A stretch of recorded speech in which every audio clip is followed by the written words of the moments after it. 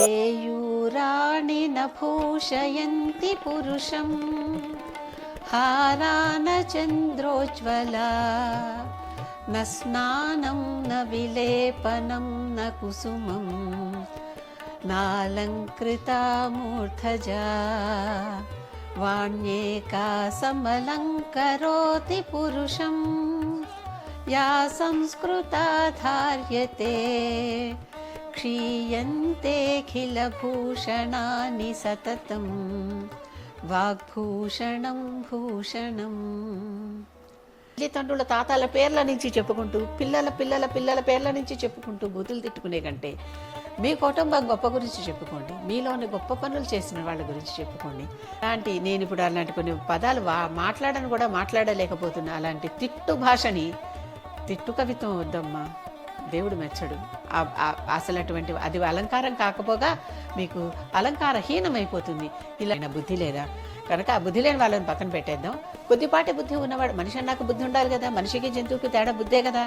కనుక మంచి పనులు చేస్తామని చెప్తే మీరు ఏం మంచి చేశారో చెప్పండి, మంచి మాటలు మాట్లాడండి, నలుగురికి మంచి చేసే కార్యక్రమాలు నిర్వహించండి. అలాంటి వారందరూ కూడా ఎంత నీచమైన భాషను, ఎంత అంటే అవతల వాళ్ళని తిట్టడానికి మాత్రమే. ఎవరైనా ప్రచారం చేసుకునేటప్పుడు మీరు గొప్పవారు అని ప్రచారం చేసుకునేటప్పుడు మీరు గొప్పవారని ప్రచారం చేసుకోండి. అవతల వాళ్ళు నీచులు అని ప్రచారం చేయటం ఎందుకు? రాజకీయ నాయకులు మాట్లాడేటటువంటి భాష ఒకప్పుడు ఇలాంటి భాష ఉండేది కాదు. అందరికీ నమస్కారం. ఈరోజు భర్తృహరి నీతి శతకం నుంచి ఒక పద్యం చెప్పుకుందాం. శ్లోకం అనాలి కదా, సంస్కృతం అయితే శ్లోకం, తెలుగు అయితే పద్యం. ఈ నీతి శతకంలో భర్తృహరి ఏమంటున్నాడంటే, అన్నిటికంటే గొప్పదైన అలంకరణ ఏది, గొప్పదైన నగ ఏది, గొప్పదైన ఆభరణం ఏది అని అడిగితే దానికి సమాధానంగా ఆయన ఇది చెప్తున్నాడు.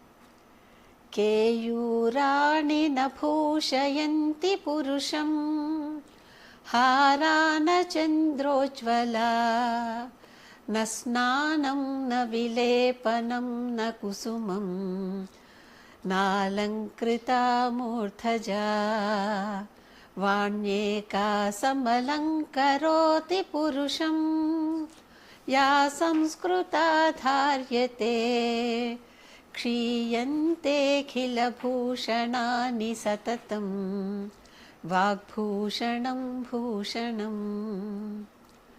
ఈ శ్లోకం అర్థం ఒక్కసారి తెలుసుకుందాం. ఇక్కడ పురుషం అనే మాట వచ్చిందని పురుషుడు అంటే పురుషుడు అని అర్థం కాదమ్మా. అనువాదాల్లో తప్పులు చేసేసి పురుషుడు అంటే పురుషుడు అని, స్త్రీ అంటే స్త్రీలని ఇలాంటివి కాదు. పురుషుడు అంటే అర్థం ఏంటంటే ప్రాణి అని అర్థం. కనుక ఒక ప్రాణి గురించి మనం చెప్పుకోవటం. ప్రాణి, పురుషుడు అంటే స్త్రీ కావచ్చు, పురుషుడు కావచ్చు, బాలురు కావచ్చు, వృద్ధులు కావచ్చు, ఎవరైనా కావచ్చు. వారికి అసలైనటువంటి భూషణాలేవి అని చెప్తున్నాడు. కేయూరాణి నభూషయంతి పురుషం. కేయూరాలంటే ఏమిటి? భుజ కీర్తులు అంటాం చూడండి. మనం ఈ రోజుల్లో వంకీలు అలాంటివి పెట్టుకుంటారే, భుజకి నాగొత్తులు, వంకీలు, వీటన్నిటిని బాజుబందులు అని నగలు పెట్టుకుంటామే, ఆ నగల గురించి చెప్తున్నాడు. అవి అసలు భూషించవు, అంటే అవి పందగా కనిపించవు అంటున్నాడు. ఎవరికి కూడా అవి అసలైనటువంటి ఆభరణం కాదు. హారాన చంద్రోజ్వల, ఎన్ని రకాలైనటువంటి రకరకాల చంద్రహారాలు ఏం వేసుకోండి, ఎన్ని రకాలైన హారాలు వేసుకోండి, అవి ఏవి కానీ ఎంత ఉజ్వలంగా అవి ప్రకాశిస్తున్నా సరే అబ్బే అవి అసలు భూషణాలు కాదంటున్నాడు. అంటే చేతులకు పెట్టుకునేవి భూషణాలు కావు, మెడల్లో ధరించేవి భూషణాలు కావు. నా స్నానం న విలేపనం న కుసుమం, చక్కగా స్నానం చేసేసి వస్తే ఎంత ఫ్రెష్గా హాయిగా ఉంటాం, అది కూడా కాదు అంటున్నాడు. నా విలేపనం, ఒక్కొక్కసారి గంధం పూసుకుని రకరకాల అత్తర్లు పూసుకుని చేసుకుంటాంగా, అవి కూడా కాదు అంటున్నాడు. నా స్నానం నా కుసుమం, నా విలేపనం నా కుసుమం, పువ్వులు, ఎన్నో పువ్వులు అలంకరణకు ధరిస్తూ ఉంటాం కదా, ఆ పువ్వులు ఎన్ని పెట్టుకున్నా సరే ఆ కుసుమాలు అవి కూడా ఆభరణాలు కాదమ్మా అంటున్నాడు.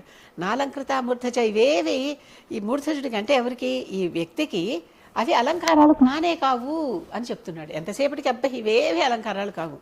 మరి అలంకారం అంటే ఏమిటి? నువ్వు నగలు కావంటున్నావు, పైన పూసుకున్నటువంటి అత్తరులు లాంటివి కావంటున్నావు, పువ్వులు ధరించే పువ్వులు కావంటున్నావు. మరి అలంకారం ఏమిటి? వాణ్యేకా సమలంకరోతి పురుషం అంటున్నాడు. అంటే ఏమంటున్నాడు అక్కడ?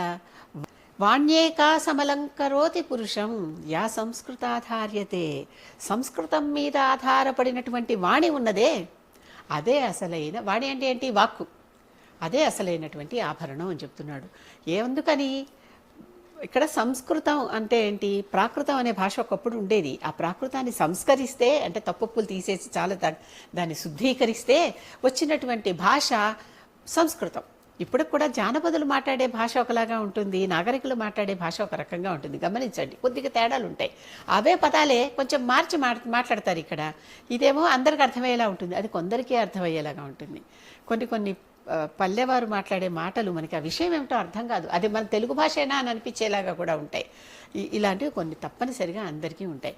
కనుక ఈ రకంగా వాణ్యేకా సమలంకరోతి, అదే సమలంకరతం అంటే చక్కగా అలంకరింపబడింది ఏంటి? వాణి. ఎటువంటి వాణి? సంస్కృతాధారంగా వచ్చినటువంటి వాణి. అంటే మాట కనుక చక్కటి సంస్కృతమైన భాషలో, అంటే సంస్కరింపబడినటువంటి చక్కటి భాషలో, నాగరికమైన భాషలో, ఎటువంటి దోషభూయిష్టములు కానటువంటి భాషలో మాట్లాడితే ఆ మాటనే వాడికి అలంకారము అని చెప్తోంది. చక్కటి మాటే మనిషికి అలంకారము అని చెప్తోంది. అంతేకాకుండా క్షీయంతే కిల భూషణాని సతతం వాగ్భూషణం భూషణం. క్షీయంతే, ఇక్కడ అన్ని నశించిపోతాయట. ఏవి?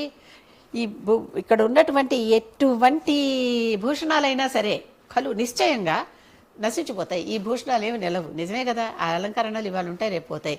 ఇవాళ స్నానం చేస్తే మళ్ళీ కాసేపటికి మళ్ళీ స్నానం చేయాలనిపిస్తుంది. ఇవాళ పెట్టుకున్న పూలు మళ్ళీ ఉండవు. ఇవాళ వేసుకున్న నగలు కొన్నాళ్ళు అయిపోయాక అందం పోతుంది, ఆ గ్లో పోతుంది. మళ్ళీ వాటిని మార్చి ఇంకోసారి చేయించుకోవాల్సి వస్తుంది. ఏవైనా సరే అన్నీ మళ్ళీ తిరిగి మార్చుకోవాల్సిందే. ఆల్రెడీ సంస్కరింపబడిపోయిన భాషలో ఉన్నటువంటి వాక్కు ఉందే, దాన్ని మార్చుకోకర్లా. కనుక అటువంటిదే అసలైనటువంటి భూషణం. మిగిలిన భూషణాలన్నీ లోకంలో ఎప్పటికప్పుడు నశించిపోతాయి, అవి ఉండవు తప్పనిసరిగా. కనుక భూషణం, అసలైన భూషణం ఏంటి? వాగ్భూషణం భూషణం. మాట అనేదే అసలైన అలంకారం ఎవరికైనా అని ఇక్కడ చెప్తున్నారు.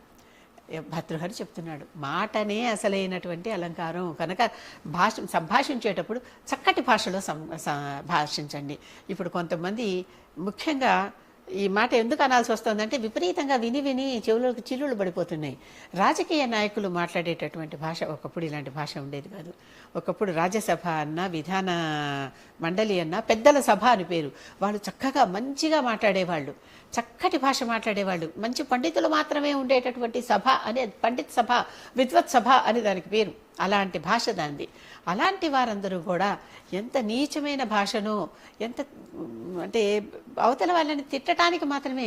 ఎవరైనా ప్రచారం చేసుకునేటప్పుడు మీరు గొప్పవారు అని ప్రచారం చేసుకునేటప్పుడు మీరు గొప్పవారని ప్రచారం చేసుకోండి. అవతల వాళ్ళు నీచులని ప్రచారం చేయటం ఎందుకు? మీరు ఎంత గొప్పవారో చెప్పుకోండి, మీరెంత గొప్ప పనులు చేశారో చెప్పుకోండి. మీరెంత నలుగురికి, ప్రతివారు ఏదో ఒకటి చేస్తూనే ఉంటారు కదా ప్రజలకి. కనుక ప్రజలకు మీరందరూ ఏం చేశారో చెప్పుకోండి. మీరు ఏమి మేళ్ళు చేశారో చెప్పుకోండి. అవతల వాడు ఏమి కీడు చేశాడో చెప్పకండి, అది మీకు అనవసరం, వాళ్ళు చూసుకుంటారు. పక్కవాడికి మీరెందుకు పదే పదే ఉచ్చరించి వాడిని ప్రతిసారి న్యూస్లో ఉండేలాగా చేస్తున్నారు? మీరు న్యూస్లో ఉండండి, మీ చేసే మంచి పనులన్నీ చెప్పుకోండి. చేసే ఉంటారు కదా ఏదో ఒకటి. కనీసం అవతల వాడికి మంచి అనిపించినా అనిపించకపోయినా మీకు మీరు మంచి అనుకునే కదా ఒక పని చేస్తారు. ఎవరైనా సరే మా చెడు అనుకుంటే ఎందుకు చేస్తారు? ఎవరైనా ఏ పనైనా బుద్ధి లేదా? కనుక ఆ బుద్ధి లేని వాళ్ళని పక్కన పెట్టేద్దాం. కొద్దిపాటి బుద్ధి ఉన్నవాడు, మనిషి అన్నాక బుద్ధి ఉండాలి కదా, మనిషికి జంతువుకి తేడా బుద్ధే కదా. కనుక మంచి పనులు చేస్తామని చెప్తే మీరు ఏం మంచి చేశారో చెప్పండి, మంచి మాటలు మాట్లాడండి, నలుగురికి మంచి చేసే కార్యక్రమాలు నిర్వహించండి. ఆ భాషనే వాడండి, తప్పు భాషను మాట్లాడకండి. ఎంతసేపటికి ఇతరులని నిందించేటటువంటి భాషలు వాడకండి. అవి వాడితే విండే వాళ్ళకు కూడా రోత పుడుతుంది. వీళ్ళనా మనం ఎన్నుకుంటున్నాము అని అనిపిస్తుంది. మరుసటిసారి వాళ్ళని ఎన్నుకోరు. ఎవరైనా సరే ఎప్పుడు మంచి మాట్లాడండి, మంచిగా ఉండండి, మంచి పదాలనే ఎన్నుకోండి. ఎవరైనా ఏమన్నా మంచి చేస్తే గుర్తించండి. ఓకే, వారు మీకు ప్రతిపక్షం, వారిని మీరు గుర్తించట్లేదు, ఓకే గుర్తించకండి. వారు మంచి చేసినా గుర్తించకండి, వేరే విషయం. అంతేకాని వారు చేసిన దాన్ని తప్పుపడుతూ దాన్ని తిట్టకండి. మీరు చేసిన మంచి మీరు గొప్పగా చెప్పుకోండి. వారు ఇది చేశారు, సరే చేశారు, అంతవరకు బాగానే ఉంది, అది వార్త. మేము ఇది చేస్తాము, లేకపోతే మేము ఇది చేశాము, అది గొప్ప మీ విషయం నుంచి చెప్పుకోండి. కనుక చక్కటి భాషని వాడండి, నలుగురు మెచ్చుకునే భాషని, వినదగ్గ భాష అంటే కర్ణపేయంగా ఉండాలి, చెవులకింపుగా ఉండాలి. అలా కాకుండా ఎలాంటి, నేను ఇప్పుడు అలాంటి కొన్ని పదాలు మాట్లాడను కూడా మాట్లాడలేకపోతున్నా. అలాంటి తిట్టు భాషని, తిట్టు కవిత్వం వద్దమ్మా, దేవుడు మెచ్చడు. అసలు అటువంటి అది అలంకారం కాకపోగా మీకు అలంకారహీనమైపోతుంది. ఇలాంటి అలంకారహీనమైన పనులు మనం చెయ్యాలా? అంటే నలుగురిలో ప్రజెంటబుల్గా వెళ్ళాలి కదా. అంటే ఐ ప్రజెంటబుల్, నేను నలుగురు చూస్తే పర్వాలేదు, బాగుంది అనిపించుకునేలా ఉన్నానా అనేలాగా కదా అందరూ ఉండాలి. అలాగే ఆ భాష కూడా ఫలానా వాడు అని చెప్తూ వాళ్ళని తల్లిదండ్రుల తాతల పేర్ల నుంచి చెప్పుకుంటూ పిల్లల పిల్లల పిల్లల పేర్ల నుంచి చెప్పుకుంటూ బూతులు తిట్టుకునే కంటే మీ కుటుంబం గొప్ప గురించి చెప్పుకోండి, మీలోని గొప్ప పనులు చేసిన వాళ్ళ గురించి చెప్పుకోండి, మంచినే మాట్లాడండి, సంస్కరింపబడిన భాషనే మాట్లాడండి, అనాగరికమైన భాషని ఆటవిక భాషని మాట్లాడకండి. అప్పుడే భర్తృహరి నీతి శతకంలోని ఈ పద్యం అందరికీ అర్థమైనట్టు. గమనించుకుంటున్నారు కదా. కనుక మంచి భాషను మాట్లాడండి. ఈ రాజకీయ నాయకులు నాకు అందుబాటులో లేరు, నేను ఎవరికి చెప్పలేను, ఈ ముఖంగా చెప్పుకుంటున్నానంటే ఇది భర్తృహరి స్తోత్ర శ్లోకమే, నేనేదో కొత్తగా నేను రాసినటువంటి శ్లోకం కాదు. ఆ శ్లోకాన్ని ఈ విధంగా చెప్తున్నాను. మంచి భాష మాట్లాడండి, మంచిగా ఉండండి, మంచిని కోరండి.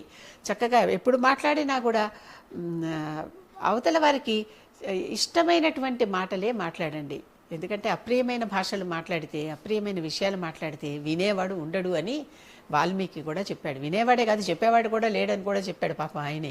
ఎందుకంటే చెడ్డ మాటలు మాట్లాడుతుంటే అసలు ఎవరు వింటారు, ఎవరు చూస్తారు? కనుక ఒక్క క్షణం ఇది ఒక్క విషయం గుర్తు పెట్టుకోండి. చక్కగా మంచి భాషని, సంస్కృత భాషని, అంటే సంస్కృతం అంటే దేవనాగరి భాష అనే ఉద్దేశంలో నేను అంటలేదు, సంస్కరింపబడిన భాషని మాట్లాడండి. అర్థమైంది కదా. నమస్కారం.